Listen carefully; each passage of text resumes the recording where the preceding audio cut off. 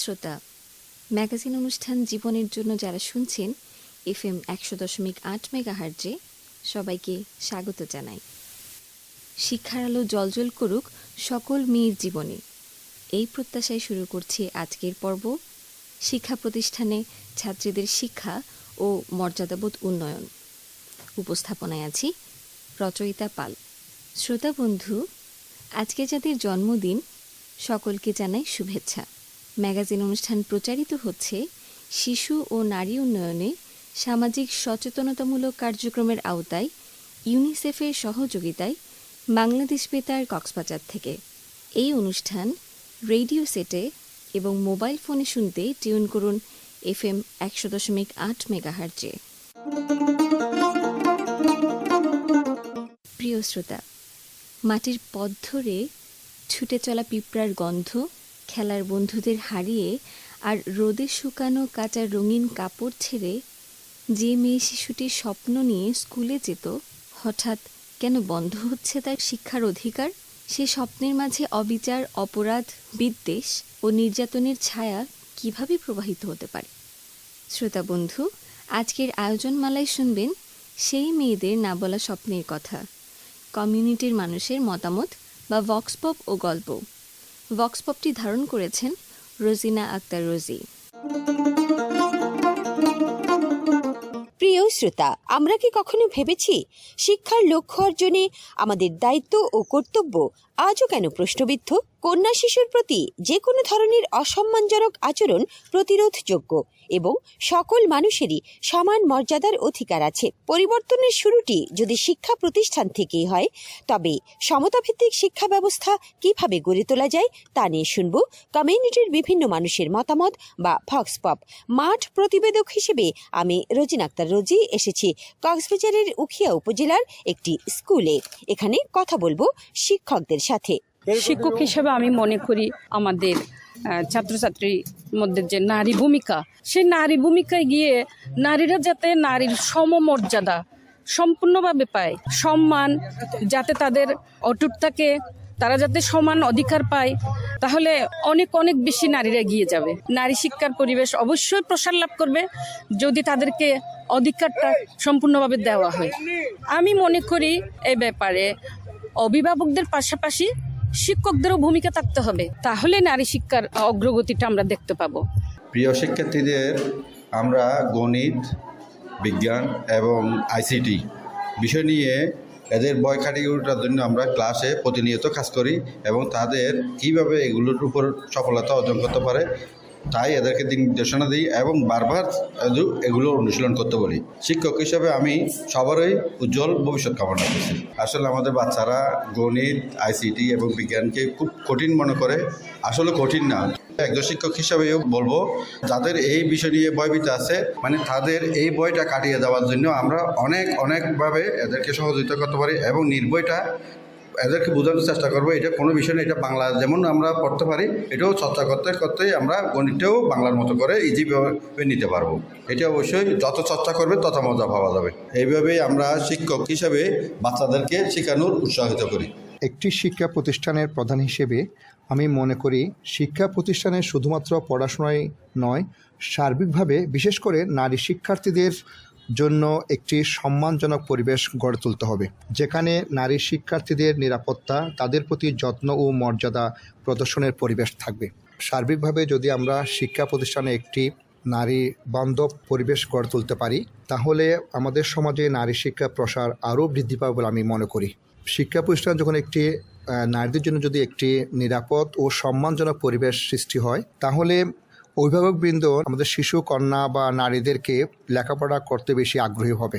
এতে নারী শিক্ষার হার বৃদ্ধি পাবে এবং তজ্জন্য আমাদের সমাজের পরিবেশটাও এগিয়ে যাবে বলে মনে করি। প্রিয় শ্রোতা, শিশুকে ভালো রাখো, আনন্দে রাখো, এই ধরনের কথা প্রায়ই আমাদের কানে আসে, কিন্তু কোথাও কি শোনা যায় শিশুর মর্যাদা ও সম্মান রক্ষা করো? সমাজে শিশুদের মর্যাদা কতটুকু বা তার অধিকারের পরিসীমাটা কেমন তা নিয়ে এবারে শুনুন বাস্তব জীবনের গল্প। আমাদের সাথে আছেন একজন শিক্ষার্থী। আমি একজন কিশোরী। আমি আমার নিজের স্বপ্নের কথা বলছি। আমি মেয়ে, তাও স্বপ্ন দেখি বড় হয়ে মহাকাশ বিজ্ঞানী হব। আমি জানি আমি পারবো। একদিন ক্লাসে বসে বইয়ে চোখ ছিল, কিন্তু মন কোথাও দূর আকাশে।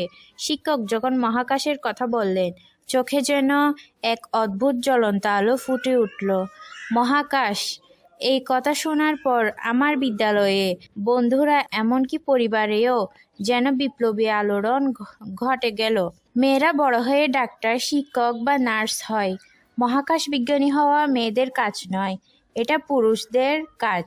তবে মা বললেন, তোমার স্বপ্ন তোমার, তা দেখো, লড়ো, আর কোনো কিছুই তোমাকে থামাতে পারবে না। সেই সোনালি আশার আলো ভিতরে একটি জীবন্ত স্বপ্ন ফুটে না উঠে, সম্মান না থাকে, তবে আমাদের আগামী দিনের প্রতিভা কিভাবে সঠিকভাবে বিকশিত হবে। যখন কেউ প্রশ্ন করে জীবনের লক্ষ্য কি, সবার আগে বলি, আমি মহাকাশ বিজ্ঞানী হতে চাই, জয় করতে চাই আকাশ ও বাতাস। তবে সবার মনে কিছু প্রশ্ন, কিভাবে একজন মেয়ে এই চরম উচ্চতায় পৌঁছাতে পারে। বাবাও একদিন আলোচনায় সবাই বিদ্যালয়ে এসে বলল, আমার মেয়ে মহাকাশে যেতে চায়, আর আমি বিশ্বাস করি সে সেখানে পৌঁছাবে। আমার জীবন, আমার স্বপ্ন, আমার মর্যাদা, এগুলো কারো পরোক্ষ অনুমতির অপেক্ষা রাখে না। একদিন আমি যখন আকাশের দিকে তাকাবো, তখন জানবো স্বপ্নের আকাশ সীমাহীন। একদিন সেই আকাশে উঠতে পারবো, যেখানে কোনো বাধা নেই, কোনো অন্ধকার নেই, শুধু আলোই আলো। আর এভাবেই মেয়েরা স্বপ্ন দেখে একদিন সে নিজের স্বপ্ন পূরণ করবে। নিজের স্বপ্ন পূরণের লক্ষ্যে এভাবেই আমরা এগিয়ে যাই। শ্রোতা বন্ধুরা, বিদ্যালয় যেখান থেকে শুরু হয় নতুন সম্পর্ক, পথচলা, এটি শুধুই বইয়ের পাঠশালা নয়। প্রতিদিন এখানে নতুন কিছু শেখা, নতুন সম্পর্ক, বন্ধুত্ব এবং মানবিকতার আলো ফুটিয়ে তোলার স্থান। শিক্ষক শিক্ষার্থীর সম্পর্কের এই বদল হতে পারে একে অপরের পথ প্রদর্শক। এই সম্পর্কের দূরত্ব কমিয়ে সম্মানের বন্ধনে কিভাবে গাণিতিক সমস্যা, প্রযুক্তি, বিজ্ঞান, সমাজ কল্যাণ এবং নৈতিকতা শিক্ষায় সমর্থন দেওয়া যায়, তা নিয়ে এখন কথা বলবো কয়েকজন মেয়ে শিক্ষার্থীর সাথে। আমি ষষ্ঠ শ্রেণীতে পড়ি। আমাদের বিভিন্ন বিষয় যেমন গণিত, বিজ্ঞান, এসব বিষয়ে আমি শিক্ষকদের কাছ থেকে আরো ভালোভাবে শিখতে চাই। শিক্ষকরা এসব বিষয়ে যদি আরেকটু ভালোভাবে বুঝিয়ে দেয়, তাহলে আমি এসব বিষয়ে আমি ভালো করতে পারবো। আমি চাই শিক্ষকরা এই বিষয়ে আমাদেরকে আরেকটু ভালোভাবে পড়ালে আমরা এসব বিষয় আরো ভালোভাবে বুঝতে পারবো এবং এসব বিষয়ে আরো ভালোভাবে পড়তে পারবো। আমি অষ্টম শ্রেণীতে পড়ি। আমি মনে করি যদি শিক্ষকরা মেয়ে শিক্ষার্থীদেরকে ঠিক মতো সম্মান করে, তাদের নিরাপত্তা দেয়, তাহলে মেয়েরা ঠিকভাবে স্কুলে লেখাপড়া করতে পারবে। অনেক অভিভাবক মেয়েদেরকে নিরাপত্তার অভাবে স্কুলে আসতেই দেয় না। এতে অনেক মেয়ের লেখাপড়া বন্ধ হয়ে যায়। তবে স্কুলে যদি তারা নিরাপত্তা পায়, শিক্ষকরা যদি মেয়েদের নিরাপত্তার বিষয়টা দেখে, তাহলে মা বাবা নিশ্চিন্ত থাকে। অভিভাবকরাও তখন তাদের মেয়েদেরকে নিরাপদে লেখাপড়া করার জন্য শিক্ষা প্রতিষ্ঠানে পাঠাতে পারবে। এই জন্য শিক্ষক ও শিক্ষার্থীর মধ্যে একটি সম্মানজনক সম্পর্ক থাকা প্রয়োজন। আমি দশম শ্রেণীতে লেখাপড়া করি। আমার জীবনের লক্ষ্য হচ্ছে আমি একজন শিক্ষক হব। আমি আমার শিক্ষকদের দেখে উৎসাহিত হই। আমিও চাই আমার পড়ালেখা শেষ করে তাদের মতো একজন আদর্শ শিক্ষক হব। একজন শিক্ষক হয়ে আমি নারী শিক্ষায় অবদান রাখতে চাই, কারণ আমাদের সমাজে শিক্ষা দীক্ষায় নারীরা অনেক পিছিয়ে আছে। আমি চাই আমার শিক্ষা জীবন শেষ করে আমি একজন আদর্শ শিক্ষক হয়ে নারী সমাজে অবদান রাখবো। আমি আমার শিক্ষা জীবনে যে সব সুযোগ সুবিধা পাইনি, একজন শিক্ষক হয়ে আমি চেষ্টা করব অন্যান্য নারী শিক্ষার্থীদের সেসব সুযোগ সুবিধাগুলো দেওয়ার জন্য। শিক্ষা গ্রহণ সবার অধিকার। আমাদের সমাজে নারীরাও যেন তাদের এই শিক্ষার অধিকার লাভ করতে পারে, আমি সেজন্য কাজ করতে চাই। একজন শিক্ষক হিসেবে সমাজ গঠনে যে ভূমিকা রাখা দরকার আমি চেষ্টা করব সেই ভূমিকা রাখতে। এই জন্য আমি একজন শিক্ষক হতে চাই। এটাই আমার জীবনের লক্ষ্য। সমাজে সফলতা অর্জনের জন্য যে প্রথাগত কাঠামো রয়েছে তাতে জীবনের সফলতা মানে চাকরি, সামাজিক অবস্থান এবং অর্থনৈতিক সচ্ছলতাকে চিহ্নিত করা হয়।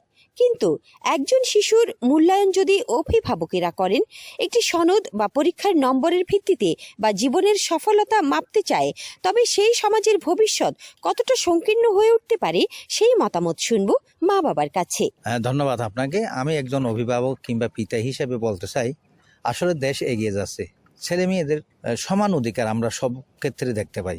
এছাড়াও এদের সমান অধিকার আছে বলে দেশ এগিয়ে যাচ্ছে। কিন্তু সেটা যদি আমরা কর্মক্ষেত্রে, যেমন ধরেন শিক্ষা প্রতিষ্ঠানে আমরা যদি মেয়ে শিশু শিক্ষার্থীদেরকে একটু তাদের মেধাগুলোকে যদি আমরা একটু গুরুত্ব সহকারে তুলে ধরি, প্রাধান্য দিই, শিশু সন্তানদেরকে তো দেবই, অসুবিধা নাই, শিশু কন্যাদেরকেও আমরা যদি সমান চোখে দেখি, বৈষম্য না করি, তারা তাহলে আরও বেশি উৎসাহ হবে দেশকে এগিয়ে নেওয়ার ক্ষেত্রে, তারা শিক্ষা আদায় করার ক্ষেত্রে কিংবা তারা উচ্চশিক্ষা লাভের ক্ষেত্রে তাদের বেশি ভূমিকা রাখবে, এই কারণে যে তারা সব ক্ষেত্রে সমান অধিকার পাচ্ছে। তবে দুঃখজনকভাবে বলতে হয়, মাঝে মধ্যে দেখা যায় শিক্ষা প্রতিষ্ঠানগুলোতে শিশু শিক্ষার্থীদেরকে কিছু কিছু ক্ষেত্রে আর কি ছেলে শিক্ষার্থীদেরকে বেশি প্রাধান্য দিয়ে থাকে। এক্ষেত্রে যে মেয়ে শিশু শিক্ষার্থীগুলো মানে অনেকটা হতাশ, অনেকটা তারা বৈষম্য শিকার এই ধরনের মনে করে। তাই আমি মনে করব এই দেশকে এগিয়ে নিতে, শিক্ষাকে এগিয়ে নিতে মেয়ে শিশু শিক্ষার্থীদেরকে যাতে প্রাধান্য দেওয়া হয়। এক্ষেত্রে আমি মনে করব বা আমি মনে করি যারা সংশ্লিষ্ট শিক্ষক কিংবা সংশ্লিষ্ট আমরা যারা অভিভাবক পিতা আছি, সবাইকে এ বিষয়ে আরও যাতে সচেতন হই, আরও বেশি যাতে যত্নবান হই মেয়ে শিশু শিক্ষার্থীর জন্য। কেননা এই মেয়ে শিশুটি যদি তার ছোটকাল থেকে তখন সে বৈষম্য বা শিকার হয়, তখন তার মনের মধ্যে একটা হতাশা আসবে, হীনমন্যতা আসবে। হীনমন্যতা দেখার কারণে তার হয়তো তার যে মেধার একটা বিকাশ ঘটানোর কথা ছিল সেটা হয়তো বাধাগ্রস্ত হতে পারে। তাই সেটা যাতে না হয়, দূরীকরণ করা যায়, সেক্ষেত্রে কন্যা শিশুদেরগুলোকে শিক্ষা প্রতিষ্ঠানে বেশি প্রাধান্য দেওয়ার জন্য আমি আরো সচেতন হওয়ার জন্য আহ্বান জানাচ্ছি। এই মেয়ে শিশু শিক্ষার্থীরা তাদের যে অভিজ্ঞতা, তাদের যে জ্ঞান, তাদের যে পরিধি, সে মেধার যোগ্যতা স্বাক্ষরে যাতে তারা দিন দিন আরো উচ্চশিক্ষা লাভ করতে পারে, যাতে সেই শিক্ষার মর্যাদা নিয়ে তারা শিক্ষা জীবন শেষ করতে পারে, সবাইকে এই বিষয়ে সংশ্লিষ্ট শিক্ষককে আরো বেশি সচেতন এবং দায়িত্বশীল হওয়ার আহ্বান জানাচ্ছি। একজন মা হিসেবে আমি বলতে চাই, মেয়েদের লেখাপড়া অনেক প্রয়োজন, কারণ মেয়েরা সমাজে এমনিতে অনেক অবহেলার শিকার হয়। মেয়েদের প্রতি অনেক নির্যাতন, নিপীড়ন চলে। একটা মেয়ে যদি শিক্ষিত হয়, নিজের ব্যাপারে সচেতন হয়, তাহলে সে নিজের জীবনকে অনেক সুন্দরভাবে গড়ে তুলতে পারবে। একজন মেয়ে যদি নিজেই শিক্ষিত হয়, সে নিজের পরিবারকেও ঠিক সেভাবে গড়ে তুলতে পারবে। সে তার পরিবারের এবং ছেলে মেয়েদের প্রতিও ঠিক সেভাবে সিদ্ধান্ত নিতে পারবে। এজন্য আমি আমার মেয়ে শিশুটিকে ঠিকভাবে লেখাপড়া করাচ্ছি। আমি চাই সেজন্য লেখাপড়া করে নিজের ব্যাপারে সচেতন হতে পারে এবং নিজের জীবনকে সুন্দরভাবে পরিচালনা করতে পারে। এরপর শুনবেন শিশুর শিক্ষা নিয়ে গান।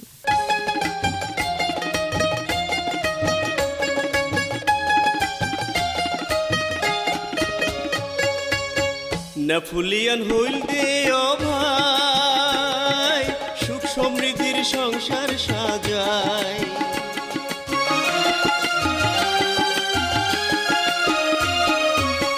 নেপোলিয়ন হইল দে ও ভাই, সুখ সমৃদ্ধির সংসার সাজায়। শিক্ষিত মা যদি পায়, জাতি হইব শুদ্ধ ভাই, শিক্ষিত মা দাও না একজন। নারী শিক্ষার আছে প্রয়োজন, শুনুন বন্ধুগণ, নারী শিক্ষার আছে প্রয়োজন। নারী হইল মার জাত, সংসার সাজায় দিন রাত। নারী হইল মার জাত, সংসার সাজায় দিন রাত। শিক্ষা ন থাকিলে নারীর সংসারে নাই উন্নয়ন। নারী শিক্ষার আছে প্রয়োজন, শুনুন বন্ধুগণ, নারী শিক্ষার আছে প্রয়োজন। শুনুন বন্ধুগণ, নারী শিক্ষার আছে প্রয়োজন। শুনুন বন্ধুগণ, নারী শিক্ষার আছে প্রয়োজন। শ্রোতা বন্ধুরা, এখন শুনবেন বিশেষজ্ঞের পরামর্শ ও সমস্যা সমাধানের উদ্যোগ নিয়ে বিশেষজ্ঞ অতিথির কাছ থেকে নেওয়া সাক্ষাৎকার। শিক্ষা কি শুধু পাঠ্য বইয়ের পাতা উল্টিয়ে পড়ালেখা করা, নাকি গভীরে আছে মানবিক আত্মার আলো? যখন শিক্ষা মানে হয় নম্বর আর সনদের প্রতিযোগিতা, তখন মেয়ে শিশুর স্বপ্ন ডানা মেলার আগেই ভেঙে পড়ে। দক্ষ নাগরিক এখনও পেশাগত দক্ষতায় বন্দী হয়ে আছে। তাকে মুক্ত করে কিভাবে নিজের কাজ দিয়ে সমাজের অবদান রাখতে হয় তা শেখা সত্যিই সময় এসে গেছে। একজন শিশুর প্রতি যদি তার শিক্ষক বা অভিভাবক বিশ্বাস রাখে, তখন ওই সাহসী ভবিষ্যতে তাকে দৃঢ় ব্যক্তিত্ব মানুষ হিসেবে গড়ে তুলবে। কিভাবে বিদ্যালয়ে প্রতিটি শিশু নিজের অবস্থানকে মূল্যায়ন করা যায় তা নিয়ে শুনব কক্সবাজার সদর উপজেলা শিক্ষা কর্মকর্তা স্যারের পরামর্শ। আপনার কাছে জানতে চাইব, শিক্ষা মানে জীবনের প্রতি দৃষ্টিভঙ্গি, মানুষের প্রতি দায়িত্ববোধ আর নিজের প্রতি বিশ্বাস।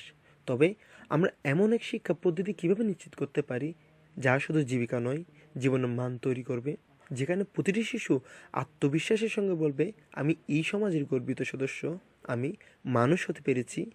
আমার নাম হচ্ছে মোহাম্মদ ইসমাইল, উপজেলা মাধ্যমিক শিক্ষা অফিসার সদর কক্সবাজার। আমার এই সময়কালে আমি প্রত্যেক প্রতিষ্ঠানে গিয়ে চেষ্টা করতেছি যে আমাদের বিশেষ করে শিক্ষার্থীদেরকে সুশিক্ষায় যেন তারা শিক্ষিত হয়।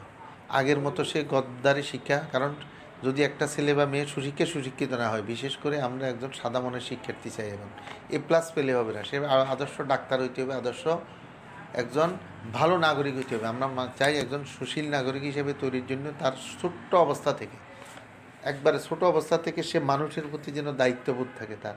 এবং সে বিশেষ করে আমাদের এখন এই যে আমাদের তারুণ্যের উৎসবে একটা জিনিস আমরা করলাম, সেটা হচ্ছে ক্লিনিং, বিশেষ করে পরিষ্কার পরিচ্ছন্নতা, যেটা আমার স্কুল পরিচ্ছন্ন স্কুল, সব স্কুল এবং মাদ্রাসা আমাদের এখানকার আমার টোটাল 52টি শিক্ষা প্রতিষ্ঠানে এই কার্যক্রম এই মুহূর্তে চলতেছে।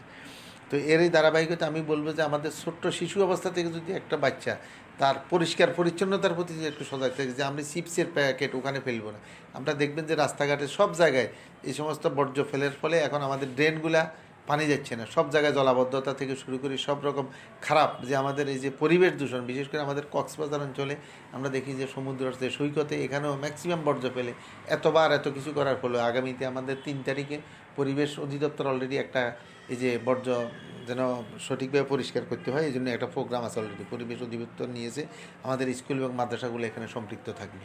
তো আমি মনে করি, এবং এটার পাশাপাশি আমাদের স্টুডেন্টদের কারিগরি শিক্ষায় দক্ষতা করা যায় যে কোনো বিষয়ে। আমরা কিন্তু আমি প্রতিষ্ঠানে এখন আমাদের এখানে কক্সবাজার অনেক NGO আছে, যে সমস্ত স্টুডেন্ট আমরা লেখাপড়ার পাশাপাশি এখন বলতে সে যেন এখন কিন্তু এই যে আমাদের আউটসোর্সিং প্রোগ্রাম আছে, তারপরে যে আমাদের কম্পিউটার টেকনোলজি, মোবাইল টেকনোলজি, এরপরে আমাদের এই যে যারা নারী শিক্ষার্থী আছে তাদের জন্য ওই যে ডিজাইনার, এরপরে তারা ওই যে কী বলে ড্রেস মেকিং, এরপরে আমাদের ওই যে বিউটিশিয়ান, সকল প্রোগ্রাম বিভিন্ন অলরেডি অনেকগুলো NGO আছে। আমি অনেকেই কিন্তু এগুলো তারা লেখাপড়ার পাশাপাশি যেন বিভিন্ন জায়গায়, যেমন এখানে ধরেন আপনাদের কক্সবাজারে অনেকগুলা শোরুম আছে, এগুলো সেলসম্যান হিসেবে অনেকে কিন্তু পার্ট টাইম হিসেবে জব করে এটা করতে পারে। কারণ লেখাপড়ার পাশাপাশি যদি সে পরিবারকে যদি সহযোগিতা করতে না পারে, আমাদের এখানকার ম্যাক্সিমাম পরিবার হচ্ছে দরিদ্র, এই কারণেই আমরা এবং এই জিনিসগুলো কিন্তু আমি অনেক জোর দিয়েছি, এবং আমার চেষ্টার ফলে আমি দেখেছি যে আমাদের অনেক প্রতিষ্ঠানে অনেক শিক্ষার্থী, যেমন কয়েকদিন আগেও একটা শিক্ষার্থী আমাদের উপদেষ্টা মহোদয় এসে ওকে পুরস্কৃত করেছে। তার বাবা কিন্তু জেলে, একসময় জেলে ছিল, এখন অসুস্থ, কিন্তু মেয়েটা এত ভালো আপনি দেখলে বোঝার নেই। এবং আমি তাকে অলরেডি আমাদের একটা ওই যে সৈকত বালিকা বিদ্যালয়ে এই মুহূর্তে ক্লাস 9-এ সে সায়েন্স পড়বে, এই কারণে তাকে ভর্তি করিয়ে দিয়েছি একবার সম্পূর্ণ বিনা পয়সা। তো এরকম আমি আমার কাছে যারা আসতেছে আমি কিন্তু সবাইকে সহযোগিতা করতেছি, এবং আমার ক্ষেত্রে আমার মূল বিষয়টা হচ্ছে আমাদের এখন কিন্তু ছেলে মেয়ে কিন্তু সকালে কিন্তু সমান, এবং সকলের লেখাপড়ার প্রতি অগ্রাধিকার দিচ্ছি, এবং মেয়েদের বিশেষ করে বাল্যবিবাহ যেন না হয় সেক্ষেত্রেও কিন্তু আমি সব বিদ্যালয়ে গিয়ে যে অলরেডি বলে আসতেছি। এবং ম্যাক্সিমাম ক্ষেত্রে আমাদের অনেক স্টুডেন্ট আমি দেখেছি, একটা ক্লাস 7-এ বিয়ে হয়েছে, এরপরে সে আবার স্কুলে আসতে পারতেছে না, আবার সমস্যা হয়েছে, পরে একটা NGOর মাধ্যমে তাকে দিয়ে অলরেডি এবার মেট্রিক পরীক্ষা দেবে। তো এই যে আমার মোটামুটি অনেকগুলো কিন্তু আছে। তো চেষ্টা করতেছি যে আসলে আমাদের এই যে জীবনের প্রতি যে আমাদের দৃষ্টিভঙ্গি, এটা আমাদেরকে পরিবর্তন করতে হবে, তাহলেই কিন্তু আমরা ভবিষ্যতের একটি উন্নত বাংলাদেশ। এবং এই যে আমাদের এখন কিন্তু একটা স্লোগান যে এসো দেশ বদলায়, যে বিগত জুলাই আগস্টের বিপ্লবের ফলে ছাত্র জনতা যে ইয়েটা করলো যে আমাদের দেশ পরিবর্তনের জন্য, সেটা হচ্ছে দেশ বদলায় পৃথিবী বদলায়। দেশ বদল করতে হলে কিন্তু আমাদের এই তরুণ সমাজকে বদল করতে হবে এবং তাদের দৃষ্টিভঙ্গির পরিবর্তন করতে হবে।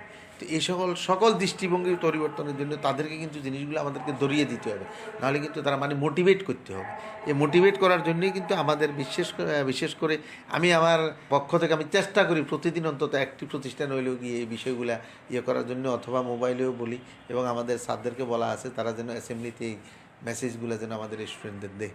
তো আমি আশা করি হয়তো ভবিষ্যতে আমরা এমন এক প্রজন্ম দেখব যে প্রজন্মের হাত ধরে আমাদের এই দেশটাও একটি উন্নতির শিখরে পৌঁছে।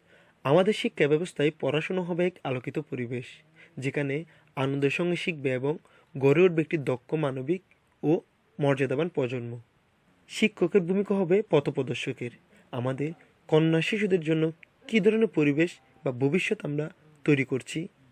ছোট মনের মধ্যে অসীম সম্ভাবনার বীজ লুকিয়ে আছে, কিন্তু সেই বীজকে ফলবান করতে তাদের কথা মন দিয়ে শুনতে হবে এবং সঠিক সিদ্ধান্ত নিতে হবে দায়িত্ববান করে গড়ে তুলতে। যদি অনুভূতিগুলোকে সম্মান না করি বা ইচ্ছেগুলোকে পদদলিত করলে তবে জীবনের মর্যাদা কিভাবে আসবে? আসুন এই সমস্যা উত্তরণে কী ভূমিকা থাকতে পারে আমরা কিছু বার্তা শুনে আসি। আমরা কিন্তু আপনাদের এখানে বিভিন্ন প্রতিষ্ঠানের মধ্যে আমাদের মেয়েদের কিন্তু চেঞ্জিং রুম, আমার এখানে ধরেন 52টা প্রতিষ্ঠানের মধ্যে প্রায় প্রতিষ্ঠানেই স্কুল এবং মাদ্রাসা আমি 20টির উপরে কিন্তু ওয়াশ ব্লক দিয়েছি বিভিন্ন এনজিওর মাধ্যমে। এই এনজিওর মাধ্যমে এখানে কিন্তু এটা কিন্তু আমাদের ধরেন ফ্লিনল্যান্ডে কিন্তু এই জিনিসটা নেই, আপনাদের এখানে কিন্তু এখানে আছে। এখন মেয়েরা যেন স্কুলে আসতে পারে, তারা যেন স্কুলে স্বাচ্ছন্দ্য বোধ করে, এ কারণে আমাদের ম্যাক্সিমাম প্রতিষ্ঠানে কিন্তু ওয়াশ ব্লক, চেঞ্জিং রুম থেকে, এবং ইভেন আমাদের যে মেয়েদের যে একটা বড় হলে একটা সমস্যা যে আমাদের ওই যে মিনিস্ট্রিয়াল যে প্রবলেম, এটার জন্য আমরা হাইজিনমূলক সকল কার্যক্রম সকল প্রতিষ্ঠানে কিন্তু এই মুহূর্তে চালু আছে। এটা আগে এরকম ছিল না। আমি আসার পরে বিগত ধরেন এই 1 বছরে বিশেষ করে আমাদের একটা এনজিওর মাধ্যমে 2টা এনজিও এবং আমাদের সরকারি যেমন হেলথ অ্যান্ড ওখান থেকে কিন্তু আমাদের স্বাস্থ্য মন্ত্রণালয় থেকে অলরেডি মেয়েদেরকে কিন্তু এখন ওই যে আয়রন ফলিক অ্যাসিড একটা দেওয়া হয়। এটা আবার আমার একটা প্রজেক্ট ছিল, ওদের সহায়তা আমরা সকল বিদ্যালয়ে মেয়েরা কিন্তু এখন রীতিমতো কিন্তু আয়রন ফলিক অ্যাসিড খাচ্ছে, এবং এটার প্রতি সবাই যে আগে যে একটা জিমুনি ভাব ছিল, মাথায় ছিল, এগুলো নেই। এবং সকল প্রতিষ্ঠানে কিন্তু মেয়েদের বিশেষ করে যে মিনিস্ট্রিয়াল প্রবলেমে যেন কোনো সমস্যা না, আমাদের ম্যাডামদের বলে দেওয়া আছে, এবং অলরেডি তারা প্যাড থেকে শুরু করে সব কিছু এখন কিন্তু সংরক্ষিত আছে।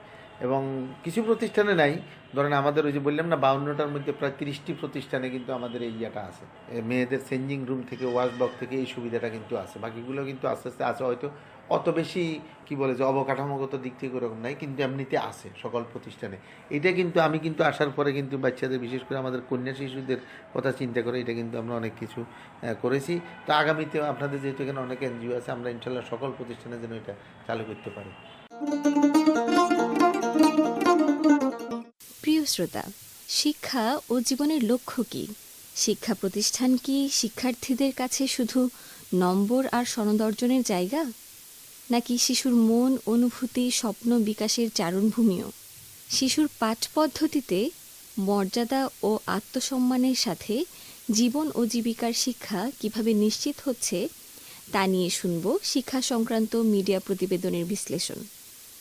স্কুলের প্রতিটি ক্লাসে আজও রয়েছে সুনির্দিষ্ট পরীক্ষার সময়সূচি, বাড়ির কাজের বোঝা, স্কুল ব্যাগ কাঁধে, এবং পরীক্ষার প্রস্তুতি হয়ে উঠেছে শিক্ষার্থীদের জীবনের একমাত্র লক্ষ্য। শিক্ষকদের তৎপরতা, প্রাইভেট টিউশন, বাড়ির কাজের চাপ, এসব প্রতিযোগিতার অন্ধকারে শিশুর শিক্ষা প্রক্রিয়া বাধাগ্রস্ত হচ্ছে। সত্যি কি শিশুদের প্রতি উপযুক্ত মর্যাদা এবং সম্মান স্কুলে শিক্ষার্থী ও শিক্ষকদের মধ্যে চর্চার অংশ হয়ে উঠেছে? এর মধ্যে অন্যরকম শিক্ষাকেন্দ্রের সন্ধান পেলাম কক্সবাজারের নাজিরাটেক শুটকি মহালের পাড়াতে। এখানে পড়তে আসা শিশুরা একসময় শুটকি মহালের শ্রমিক হিসেবে কাজ করত। এর মধ্যে মেয়ে শিশু 6,683 জন এখনও পড়ালেখা করছে। স্কাস পরিচালিত শিখন স্কুলে নির্দিষ্ট কারিকুলামের পাশাপাশি শিশুরা হাতে কলমে শিখছে ছবি আঁকা, গল্প বলা, সঙ্গীত সাহিত্য চর্চা ও খেলাধুলার সুযোগও পাচ্ছে। এই বিশ্বাস এখনো অনেক শিক্ষক মনে করেন যে প্রতিটি ছাত্রছাত্রী যদি ভালো নম্বর পায় তবে তারা ভালো মানুষ হয়ে সফল জীবনযাপন করবে। কিছু শিক্ষাবিদ মনে করেন শিক্ষার বর্তমান কাঠামোকে পরিবর্তন করে শিক্ষার্থীদের মধ্যে আত্মবিশ্বাস এবং মর্যাদা সৃষ্টি করতে হবে, যাতে তারা সামাজিকভাবে দায়িত্বশীল এবং মানবিক মূল্যবোধ সম্পন্ন নাগরিক হিসেবে নিজেদেরকে গড়ে তুলতে পারে। শৃঙ্খলার নামে স্কুলে শিক্ষার্থীদের নির্দিষ্ট বিধিনিষেধের ছাঁচে ঢালার বদলে তাদের মুক্তি দিতে হবে, যাতে তারা আত্মবিশ্বাসের সঙ্গে বড় হতে পারে। কন্যা শিশু ও নারীকে অবজ্ঞা, বঞ্চনা ও বৈষম্যের মধ্যে রেখে কখনোই একটি ক্ষুধা দারিদ্র্যমুক্ত দেশ গড়ে উঠতে পারে না। প্রিয় শ্রোতা, শুনছেন ম্যাগাজিন অনুষ্ঠান জীবনের জন্য। আজকের পর্ব শিক্ষা প্রতিষ্ঠানে ছাত্রীদের শিক্ষা ও মর্যাদাবোধ উন্নয়ন। রেডিও সেট ও মোবাইল ফোনে শুনতে টিউন করুন FM 100.8 মেগাহার্জে। পরবর্তীতে শুনুন বাংলাদেশ বেতার কক্সবাজার ফেসবুক পেজ এবং ইউটিউব চ্যানেলে। প্রিয় শ্রোতা, আপনারা শুনছেন ম্যাগাজিন অনুষ্ঠান জীবনের জন্য। এখন শুনবেন জরুরি বার্তা। শিশুর প্রতি সম্মান এবং মর্যাদা নিশ্চিত করাই সমাজের উন্নতির চাবিকাঠি। তাদের ছোট্ট স্বপ্নগুলোকে ভেঙে না দিয়ে বরং গড়তে সহায়তা করি। প্রিয় শ্রোতা, অনুষ্ঠান সম্পর্কে সুনির্দিষ্ট মতামত জানাতে পারেন বাংলাদেশ বেতার কক্সবাজার ফেসবুক পেজে এবং ওয়েবসাইটে। কিশোর কিশোরী শ্রোতা ক্লাবের সদস্যরাও সরাসরি মতামত জানাতে পারবেন ফ্যাসিলিটেটরের কাছে।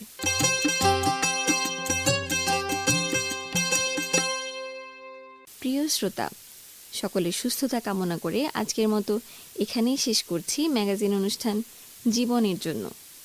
আজকের পর্ব শিক্ষা প্রতিষ্ঠানের ছাত্রীদের শিক্ষা ও মর্যাদাবোধ উন্নয়ন প্রচারিত হয়েছে ইউনিসেফের সহযোগিতায় বাংলাদেশ বেতার কক্সবাজার থেকে FM 100.8 মেগাহার্জে। নিরাপদ হোক সকল শিশুর জীবন। যারা অনুষ্ঠানটি শুনেছেন এবং তথ্য দিয়ে সহায়তা করেছেন তাদের প্রত্যেককে জানাই আন্তরিক ধন্যবাদ। পরবর্তী পর্ব নতুন কোনো বিষয়ে শোনার আমন্ত্রণ রইল।